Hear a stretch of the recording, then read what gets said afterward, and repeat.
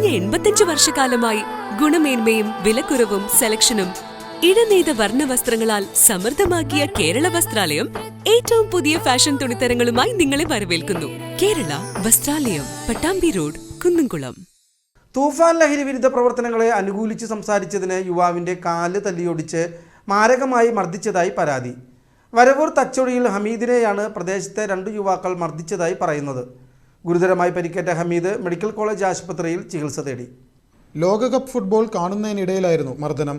യുവാവിന്റെ കാല് തല്ലിയൊടിക്കുകയും മുഖത്ത് ഇരുമ്പ് കട്ട ഉപയോഗിച്ച് ഇടിക്കുകയും ചെയ്തുവെന്ന് പരാതിയിൽ പറയുന്നു. ദിവസങ്ങൾക്ക് മുമ്പ് തൂഫാനുമായി ബന്ധപ്പെട്ട സംസാരിച്ചതിനെ തുടർന്നാണ് ചൊവ്വാഴ്ച രാത്രി 10 മണിയോടുകൂടി ലോകകപ്പ് കളി കാണുന്നതിനിടയ്ക്കെത്തിയ വരവൂർ തച്ചോടിയിൽ ഹമീദിനെയാണ് ക്രിമിനൽ സ്വഭാവമുള്ള പോക്സോ കേസ് പ്രതി യാസർ അറഫത്ത്, കഞ്ചാവ് കേസിൽ റിമാൻഡിൽ പോയ യൂനസുമാണ് മർദ്ദിച്ചതായി പറയുന്നത്.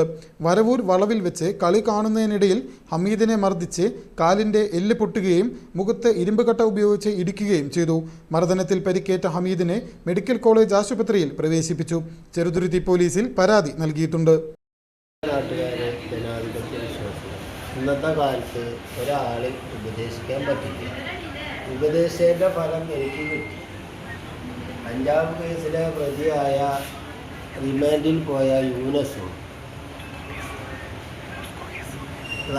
യാസർ എന്ന് പറയുന്ന പോക്സോ കേസിലെ പ്രതിയും ചേർന്ന് എന്നെ മാരകമായി തല്ലി ചതച്ചതിൻ്റെ കാലിൻ്റെ എല്ല് പൊടിക്കുകയും എൻ്റെ ചുണ്ടടിച്ച് പൊട്ടിക്കുകയും എൻ്റെ കയ്യിനും കാലിനും മാരകമായ പരിക്കേൽപ്പിച്ച് ഞാൻ മെഡിക്കൽ കോളേജിൽ ചികിത്സയിൽ കൊടുക്കുകയാണ്. ഇതിനൊരു അറുതി വരുത്താൻ ഉന്നത പോലീസ് ഉദ്യോഗസ്ഥരുടെ ഇടപെടൽ വേണമെന്ന് വിനയപുരുഷനും ഞാൻ